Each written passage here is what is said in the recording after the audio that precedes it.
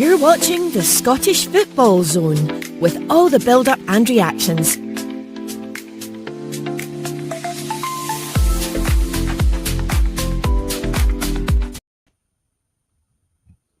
Well, hello, welcome back to a very, very late show tonight. It feels like I'm doing a late show at the Edinburgh Festival. But yeah, talking about Edinburgh Festival, who needs the Edinburgh Festival when you've got Hibs, Hibs playing tonight?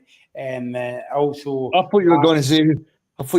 Who needs Edinburgh Festival when you've got us free? But aye, that's fair enough. Well, yeah, well, I was also going to say who makes the Edinburgh, but I'm going to get a boost now when I say that. But anyway, I'll just carry on.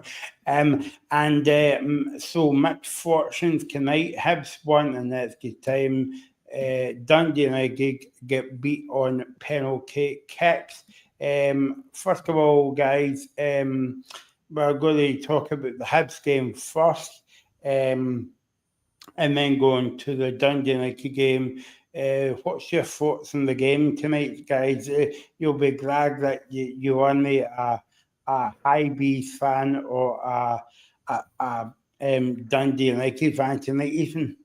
Yeah, I know it would have been a lot of sitting on the edge of your seat if you were at the ground, hiding behind the couch if you were watching from home. Yeah, I mean, just to touch on Hibs first, they really did make it difficult for themselves when they probably didn't need to. The two goals Partizan get in the first half are really avoidable. Jordan Smith's got to do better with both of them. The first one, he should be saving. It's a good strike from range, but you've got to save that. And then the second one is a howler. There's no other really way to put it. There's no scenario where that should be going in the back of the net, and it puts Hibs under real pressure when they level up the tie at that point. And Hibs were probably the better team in the first half as well. Chris Cadden had a massive chance in the first, I think, 5 minutes or so. He should have done better with that. Yeah, he really should have, and that would have sort of settled a lot of nerves. And then, there's been a lot of debate from the Hibs fans. Obviously, Jordan Smith comes into the team last season and is pretty trusty under David Gray, but I think he's shown tonight maybe why they tried to get another goalkeeper in to compete with him. They obviously brought in Salinger, but he's not really broke into that starting 11 yet. But yeah, credit to Hibs because they kept going at it even when it looked like they had made a mess of it when it went to 2-0 to Partizan. Kieran Bowie scores. Well, I think it's going to have to be a Puskas contender. It was that good. He outdoes Bren Brannan's goal at the weekend already. It's a once in a lifetime goal from Kieran Bowie, and it's one that I'm sure the Hibs fans will be repeating over and over. At that point, you thought that was going to be it. And then Partizan get the red card just after that, the second yellow. Nikola Simic, it was that got sent off. So both legs, they got a red card. I think in total across the two legs, Hibs played with a man advantage for 115 minutes. And still only one goal. See, that's why we've got you on the show, Ethan, because you come up with stats like that. I know, exactly. Yeah. Just to, if you haven't saw the score tonight, where have you been? It's a brilliant night of football. Final score on the night, it was Hibs 2, Partizan 3, 4-3 on aggregate, and also I went into extra time as well. But I've got to confess, guys, Reagan, that I missed the whole of the first half. But like when I turned it over, I couldn't believe it because like when we done the show I felt like 2 weeks ago now. It was only like 7 days ago. But like Hibs were kind of doing well, especially away from home, and they were 2-0 down at half time. Yeah, but the goalkeeper had a big part of playing that Michael with a howler, an absolute howler. I thought, like, if I was the Partizan manager, I'd be just saying, taking shots from any range, by the way, because this goalkeeper was all over the shop. You know, he was like me drunk on Saturday nights at Glasgow City Centre. He just couldn't hold on to anything. But I mean, it's just great to see another Scottish team through. I mean, that goal from Kieran Bibby, like Ethan was saying, absolutely brilliant. That definitely could be up there for the Puskás Award. I know that a former player who played in Scotland was close to being the Puskás Award, and that was Kemal Roof for his goal in Europe a few years ago, Ethan. Yeah. I know that was in the top 2 or the top 3. But yeah, I think that's going to be up there. Obviously, there's not been many goals in Europe so far this year. Pardon the pun, but obviously, I think in terms of Hibs, I just thought they were absolutely brilliant in terms of their composure, because they could have easily crumbled. I mean, there was after Partizan got those 2 goals back, I did fear the worst, because Michael Stewart said that in commentary. There was so much space that they were giving Partizan in the middle of the park, and I just felt they were going to exploit Hibs, especially after scoring that goal in the last minute, because that could have been a real kick in the teeth for them, and probably that's our Scottish luck. The last kick of the ball, that was the kind of thing you'd expect, but I'm just so happy that they got through. Yeah, and I think the goal at the end that the Partizan scored was possibly coming. I don't know if it was maybe Hibs had decided to sit off a little, or Partizan had just came more into the game, but the goal was kind of coming, and it was a really well worked goal from them. And then, as you said, it takes composure and resilience to sort of bounce back again in extra time, because obviously it's not easy to go 2 goals down and blow a 2-0 lead, and then you go ahead again, you're against 10 men, and you blow another lead. It just looked like it wasn't going to be Hibs' night, but yeah, again, they obviously get that goal, Chris Cadden, in extra time, a massive goal, and now they're just one step away from making it to the next round. And yeah, as you touched on, Reagan, I'm really glad that they've made it through, because there is now a real chance of 4 Scottish clubs in league phase action, which would be absolutely magnificent. I wonder when, obviously, if any stat people is watching this, you can tell us, but it would be interesting to know when was the last man playing in a European game get sent off twice against the same opponent in the second leg, because I haven't saw that happening before, Reagan. Yeah, I would say they were quite ill disciplined. I didn't think they were really that good over the 2 legs. They kind of did a few needless fouls as well, and yeah, and I just felt like they were probably too over aggressive. But in terms of Hibs, it did really help them, especially in that first leg. So I think overall, David Gray will just be delighted.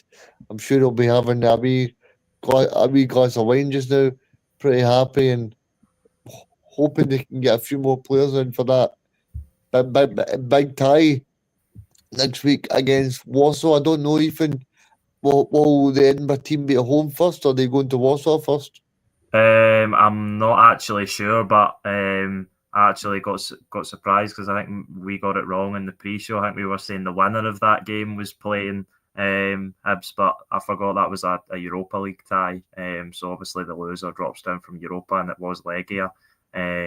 So yeah, that'll be interesting to see how Hibs line up against them. I think Legia might be slight favourites, but Hibs have obviously shown against 2 really good European teams this season, FC Midtjylland and Partizan Belgrade, that they can go toe to toe. And I mean, in all honesty, that this game should really have been not as close as it was.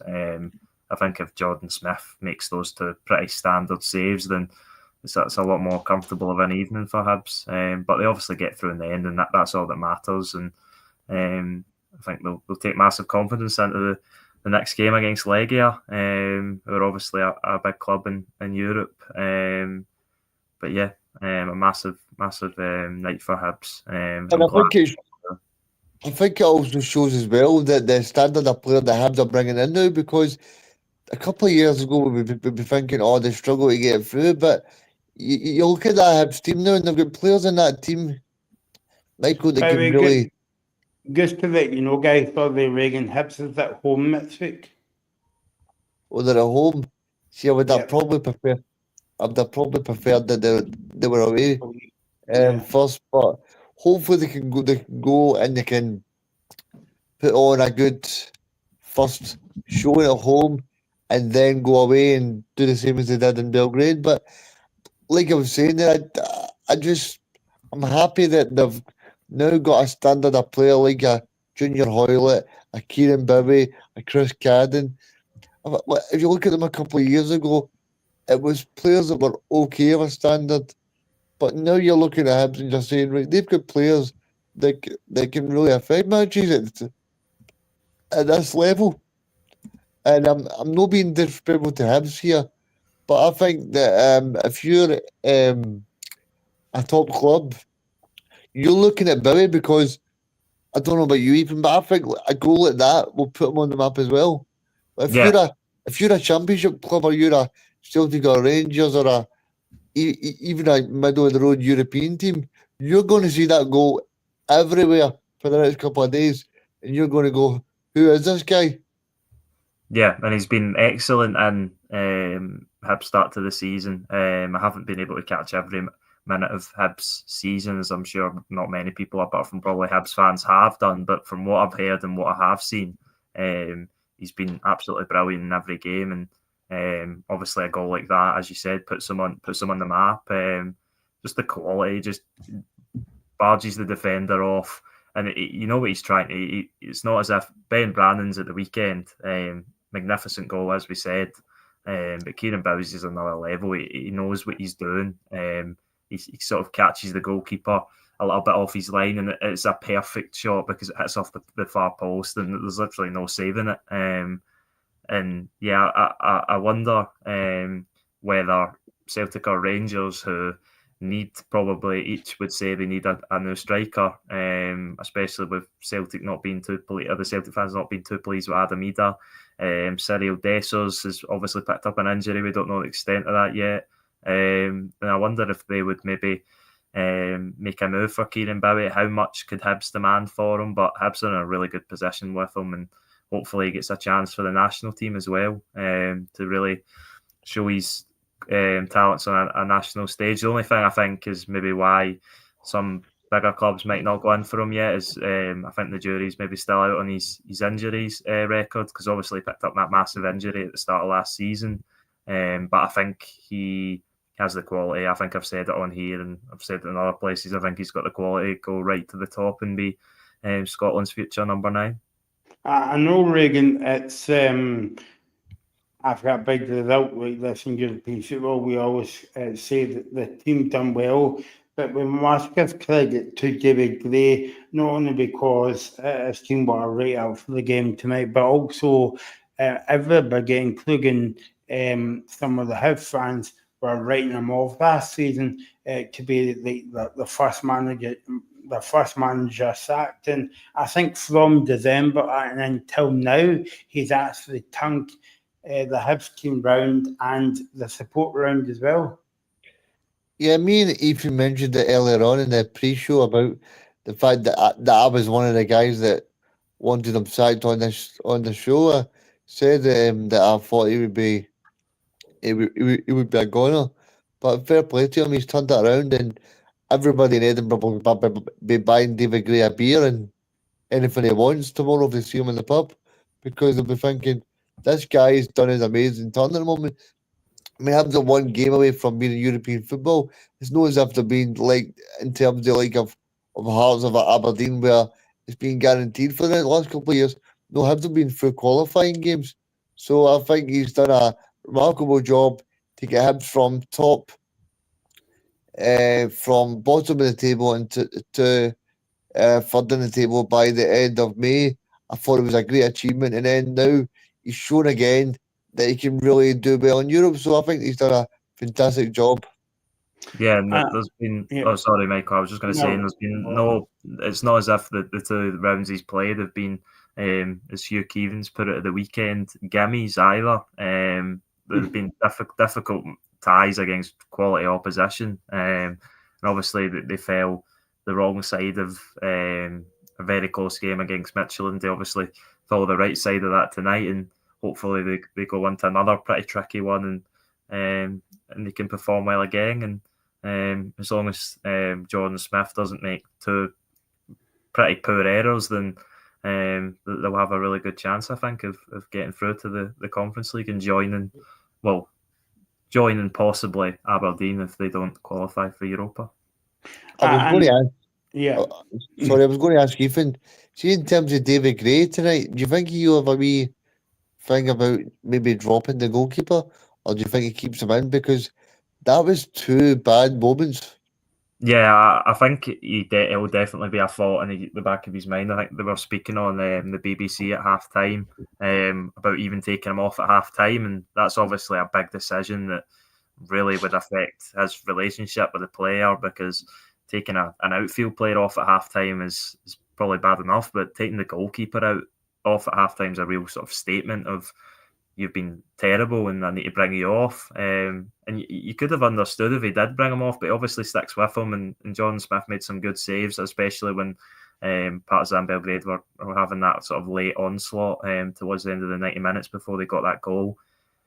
Yeah, I think it'll be something he has to consider because he's got Rafael Salinger, I think his name is, the goalkeeper they signed. Let me double check. Yeah, Rafael Salinger, the Austrian goalkeeper, who played a bit of pre-season, but obviously hasn't done enough to get into that starting 11. So it'll be something he has to consider at the weekend.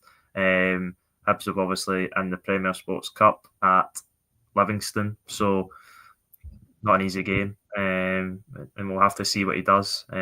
Because, yeah, and maybe it is something you said about Reagan, about that Partizan Belgrade, that you must imagine the manager was just telling them to shoot from range. And I don't know if maybe it comes from the fact that FC Midtjylland scored 2 goals from like really far out. And in the last leg, they obviously scored the free kick, and then in the second leg, they scored that brilliant strike. I don't think Jordan Smith could really do anything about them, but maybe it was sort of a message to these players that if you strike from range, then maybe you can catch the keeper off guard, and they certainly did with the first goal, and then the second goal should be catch in practice. But they're through, and that's the main thing.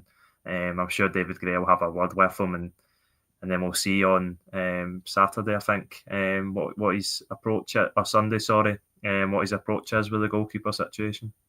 I know, Reagan, when we talk about teams going to Ibrox and Parkhead and all the rest of it in European football, we use a phrase in football, backs to the wall. And I think Hibs were backs to the wall for about 20 minutes of that second half going into extra time, because Partizan had a lot of chances as well. But I think Hibs kind of like rolled their luck at times as well. And I think you've got to do that, especially in European football, at home as well. Yeah, they did roll their luck, but I think they deserved it. I mean, they played well. They come away from a difficult away leg. They got no goals against, and they scored a world-class goal. So I don't think Hibs. I don't think they deserve to lose. So I'm happy that they're through, and I think they've rode their luck, like you said. But David Gray will be looking towards next week, because I think Michael Stewart made the point that 2 years ago Hibs went through qualifiers, and then the playoff round they played Aston Villa. If you look at the difference between Aston Villa and Legia Warsaw, they've got a big chance next week. And I think if they can even get even a 2-goal lead, or even a 1-goal lead, to take over there, they've got a big opportunity. There you go. So that was the Hibs in action tonight. They won. They could beat Athlone on the next 3-2, but they won 4-3 on aggregate. Let's from one happy team to one you would say unlucky team. But Dundee United, I'll be honest, guys, I never saw the game. I think you and Ethan watched the penalty shout, or most of the extra time it finished. Dundee United 2, Rapid Vienna 2, and it was 4-8 in aggregate. And Scotland hasn't got a brilliant record in penalty kicks, even as Vienna won 5-4 in penalties. Yeah, that's so unlucky. Same as Hibs against Midtjylland. It's a Scottish club going toe to toe with a team way above their pay grade. And Dundee United over 2 legs. I mean, they were 2-0 up at half time in the second leg at Tannadice. Obviously, the job wasn't done there, but I think a lot of people had the confidence that they'd be able to do it. Obviously, Rapid Vienna have the quality and get back into the game. But even I watched the extra time, and Dundee United looked more likely. Owen Sturton had a massive chance, 1-on-1 with the goalkeeper, and the goalkeeper makes a really good save, and then it goes to penalties, and Rapid Vienna just scored obviously one more penalty, 5-4. It was the first penalty that was missed by Fata, the Swedish substitute. And yeah, it's just so cruel on United. But you see the reaction at full time from Tannadice. I think they're over the disappointment already, and they're just really proud of their players that have been able to go toe to toe with a team like that for 180 minutes, and very, very unlucky not to go through. Before we bring Regan in on this game, I forgot to mention that don't forget to subscribe to our YouTube channel. I get about £5 every time I say that. So yeah. Regan's what's in the bank account for me tonight. So yeah, so if you can subscribe to the YouTube channel, it's just called the Scottish Football Zone, and you can follow us on X as well. And also we'll be here. It seems as though guys will be here every night next week, because we've got Tuesday, Wednesday, Thursday next week. But before then, the two the backbone of the Scottish Football Zone, Ethan and Regan, will be doing it all over again tomorrow as they look forward to the Premier Sports Cup. And so look out for that one. We'll be on a wee bit early tomorrow. We'll be on at 4:00. So get your tea early, and why not sit there and watch us with our tea, because we're brilliant entertainment when you're watching dinner as well. In fact, one night we might invite Mary Berry onto the show as well. Okay, that's enough. Back to the football now. That's what we're here to talk about. Regan, heartache for Dundee United, but I suppose yet near so far for Dundee United, but again, it's easy for me to say that after they get beat, but it's a brilliant achievement for them coming up from the Championship last season. And again, another manager was written off, Jim Goodwin, because of his record at Aberdeen and all the rest of it. Got them up from the Championship. Happy to see them back in the Premiership and back in Europe as well. Yeah, they're punching above their weight, but sadly for Dundee United, it's going to be a good night in Vienna. You know, it's a shame. It really is. But I think in terms of them, I think they can be proud of the overall efforts of the two legs. I'm just really disappointed that the players couldn't see it after being 2-0 up, as even said at half time. They probably should see it out, but like even said as well, it's the quality they've got in their team to be able to call upon, and that little bit extra quality is just been able to see them through. Obviously, I didn't see the Rapid Vienna goals. I just turned it on at extra time. Don't know if you can shed some light on the actual play for the goals, even. No, I haven't. I've seen the Dundee United Max Waters penalty, but I haven't seen any of the rest of the goals. So I couldn't really tell you much about them as of yet. All right. Well, I think I think in terms of Dundee United, I think they can be proud of what they've done. I mean, I don't think anybody expected them to actually win the tie. I think if you looked at the 5 ties that Scottish teams had, I think you would say Dundee United would probably lose by a goal or two. So I think they've I was going to say they've overachieved. Well, I think they probably have overachieved, because I don't think anybody expected them to. I think you probably expect them to go over to Rapid Vienna in the first leg and probably lose by 3 or 4. and then make it more competitive. But I think the I think they actually showed a real quality about them and a real togetherness about the team. So I think they can be proud overall. I don't think Jim Goodwin will be too hard on them. Yeah, no, I agree. Yeah. I agree. I don't think he will be, and I don't think he can be. I didn't give them a fighting chance going into this tie. I was happy to let them surprise me in the first leg, and even again tonight, I gave them I said, I think on the pre-show that that I predicted them to win on penalties, United, but I still, that was very optimistic of me saying that, and it shows. I know this isn't always the be all and end all, but looking at transfer mark, squad values, Dundee United's squad is valued at around €10 million. Rapid Vienna's valued around €45.8 million, which is a 4.8 multiplier. And if you were to compare that to Celtic and Rangers, that's like Celtic and Rangers going toe-to-toe with a Juventus or an Atletico Madrid over 2 legs. So it really shows the magnitude of what Dundee United and Jim Goodwin have achieved. And yes, the people say you don't get a medal for losing the game, but no, I think they've got to be proud and they've got to take a lot of confidence into the season now, because the new signings have all fit in really well, and they've just got league form to focus on now, and they can maybe have another right good go at top 6 and maybe even European places again. I think as well, guys, when you obviously I've never saw the game, but I mean, if you look at the stats, and all we say that the game's not played in paper, but I look at a very entertaining game because Dundee United had 17 shots, Rapid 21, shots on target, Dundee United 6. Rapid Vienna 7. So if you look at it that way, that the match must have been a bit tight, and obviously when it goes to a penalty shootout, Reagan, it's a bit of a kind of lottery, you would say. Yeah, I think the United got the most out of what they could.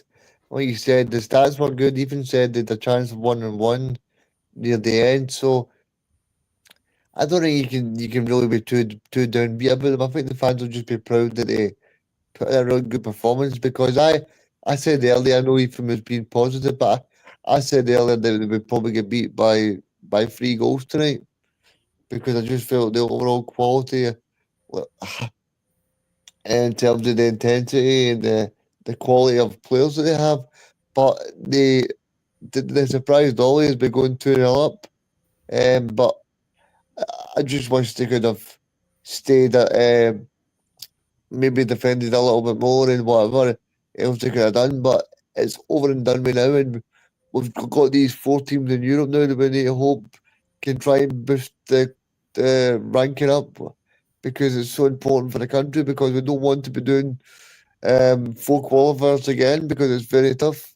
Yeah, and that's something that I think has been really positive this year, is that in the past, the Scottish clubs have kind of went out with a whimper, you could say, and this season we've had the only 2 teams that have been knocked out of or knocked down a competition is obviously Hibs, who got knocked down from Europa League qualifying to Conference League, came up against a really excellent team in Midtjylland, who were obviously big favourites for that. Hibs go out by the finest of margins, and again here Dundee United drop out to a really solid team, and you can't blame either of them for losing those ties. It's the kind of expectancies all on the other team to win quite comfortably, and they've made it, both of them, really close, and that's all you can ask for from them, really.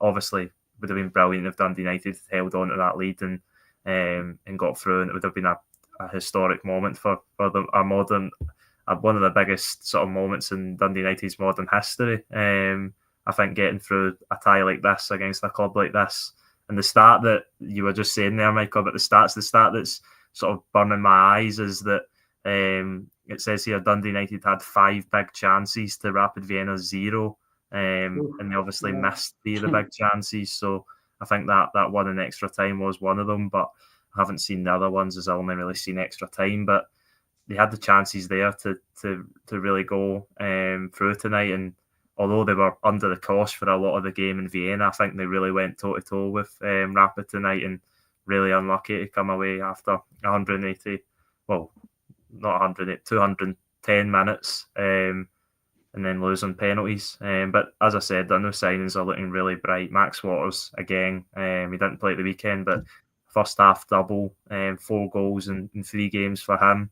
And Benucci Kamara got a standing ovation again. He's been brilliant in midfield. So, yeah, it's looking bright for Dundee United despite the loss tonight. And I'm sure Jim Goodwin will take massive credit from the fans, even though they didn't see this one out. Regan, I know you watched the Dundee United game. I'm always interested in the atmosphere and these kind of nights, but Easter Road, I think there was 19,000 at the game, and if I'm not correct, that's the biggest kind of Hibs home support for I don't know how many years as well, but what was it at Dundee United? Yeah, there was not a seat to be had. The place was packed. Everybody was in orange, so yeah, it was a great atmosphere, a great spectacle for everybody involved. It was just a shame that they weren't able to get the job done because it would have been special. But we just need to hope that the 4 other teams can do something special for the Scottish teams because it's so important. Yeah. And also it puts I know you're sick of me saying this for now, Ethan, but it puts Scottish football on the map a wee bit because for years people just been saying, well, it's a 2-horse race in Scotland, like Celtic and Rangers, and it's the same in European football as well. But if we can get Aberdeen through, Hibs through, and obviously Celtic and Rangers, and that'll be us to maybe after Christmas. Yeah, and it's I think it does put us on the map because Rapid Vienna are a top side, and they've started the season really well. 2 wins from 2 in their league. They won their game in the cup, and at the weekend, I mentioned this in the pre-show, they beat Sturm Graz 2-1 at Sturm Graz's stadium, and Sturm Graz are the champions of Austria. Were in the Champions League last season and are in the final round of qualifying to go into the Champions League this season. So that's you could easily say a Champions League level opponent that Rapid Vienna turned over at the weekend and struggled more against Dundee United over 2 legs, and that's real credit. Dundee United have got to take massive credit from that, and I know that maybe if any of their fans are watching, they might be patronised at me saying they've got to take credit, they've got to take credit, confidence and whatever, but I think there is sometimes you just lose harshly in football, and I think when the sort of it calms down and the Dundee United fans can sit back and realise what they've achieved over the 2 legs, they'll be really proud of that squad, because as we keep mentioning, the amount of turnover they had, I think they had 8 summer signings in the starting 11 tonight, so it's a new squad, and they'll be confident, I think, the fans, that they can go and get another 4th place finish. I know it may sound ridiculous, but you never know. I think it also shows that the recruitment from Jim Goodwin has been very good as well, even because to get 8 summer signings and then to also get 8 summer signings that are playing really well as well. Yeah, exactly that. I agree with that, and I was sceptical of it because I don't think I said it's not sustainable to turn over that amount of players and still be a solid competitive unit, but they've obviously shown only picking up 1 point in 2 games in the league, but playing against the hardest opposition probably so far this season in Rapid Vienna, they've performed really well. And I think as well, Regan, that hopefully Dundee United will have the bug now to go back there next season, but also for the younger players going on, and Hibs as well, you would say it's all about experience. Yeah, they're playing really well, Dundee United. They've shown that they can compete at this levels. Hopefully that drives on more players from the club to try and say, right, well, I want to be involved in this. Hopefully, this is just a start for them, and they can really build on it. Yeah. Yep, and I know that this is a Celtic heavy show with Reagan and Ethan on tonight as well. But it's good, brilliant for Scottish football to see that excitement, especially when on at the 2 games tonight. Yeah, exactly that, and that's just what we want. We want.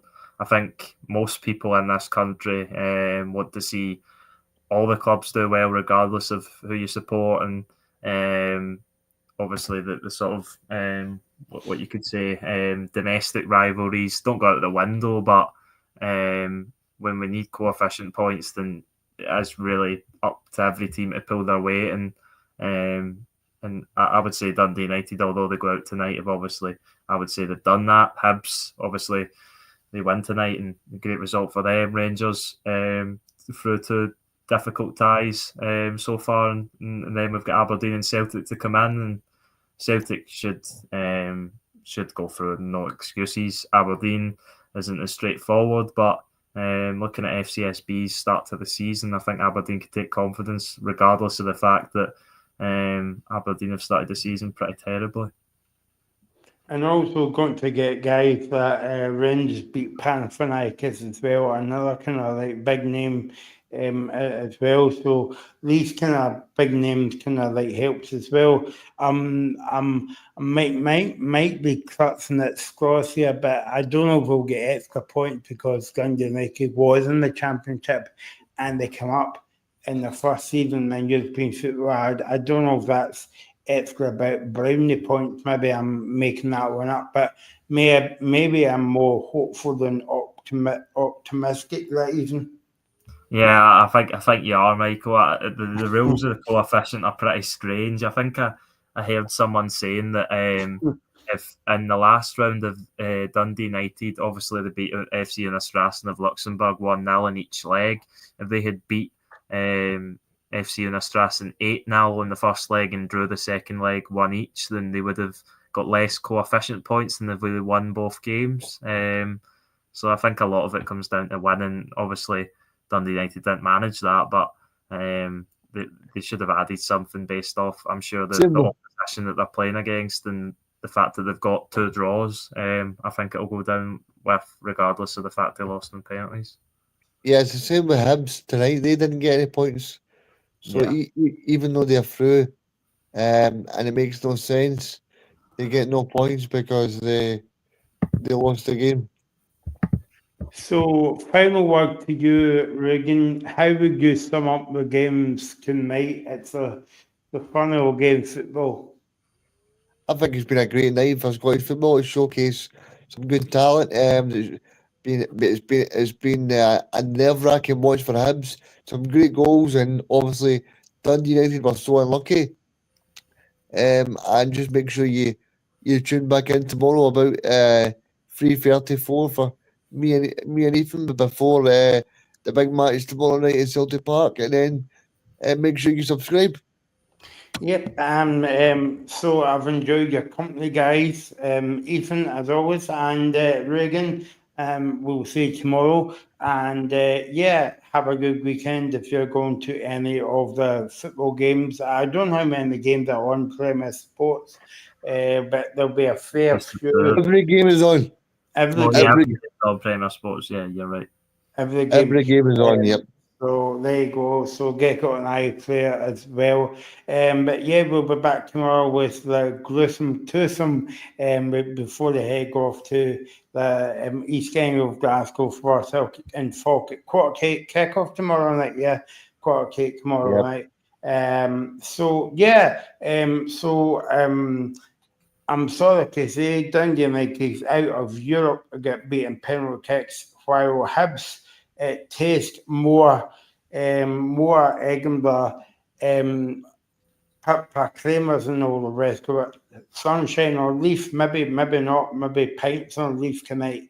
We'll see you soon. You're watching the Scottish Football Zone with all the build-up and reactions.